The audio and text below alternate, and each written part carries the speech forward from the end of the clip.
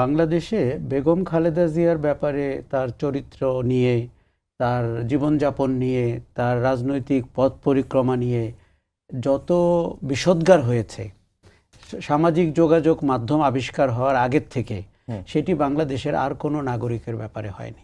এবং রাষ্ট্রের শীর্ষ পর্যায় থেকে হয়েছে, জাতীয় সংসদে হয়েছে। কিন্তু উনি কিন্তু এই ব্যক্তিগত আক্রমণকে প্রতিহিংসা বা আক্রোশের জায়গায় নিয়ে যাননি। আমাদের দেশে উনি একটা রাজনীতির ধারাকে প্রবর্তন করেছেন। দেখুন, জিয়াউর রহমান দলটি প্রতিষ্ঠা করেছেন এবং অনেক বিভিন্ন মত পথের মানুষকে এনেছিলেন, কিন্তু এটি তো সত্যি যে উনি রাষ্ট্র ক্ষমতায় থেকে রাজনৈতিক দল করেছিলেন। বেগম খালেদা জিয়া বিএনপিকে একটি গণতান্ত্রিক দলে রূপান্তর করেছিলেন এবং যার পরীক্ষা হয়ে গেছিল রাজপথে এরশাদের শাসন আমলে, সংগ্রাম করে, আন্দোলন করে, আপোষ না করে।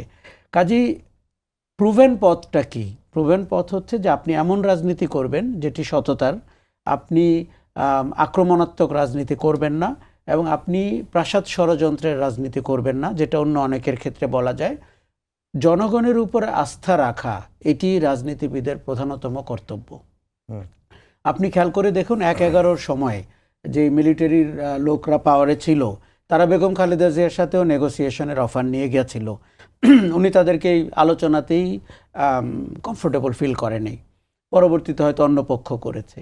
আমরা সবসময় দেখেছি এরশাদ আমল, ১/১১ বলি, এমনকি শেখ হাসিনার ১৮ সালের নির্বাচন, ২৪ সালের নির্বাচন, অনেক কথা শুনি আমরা।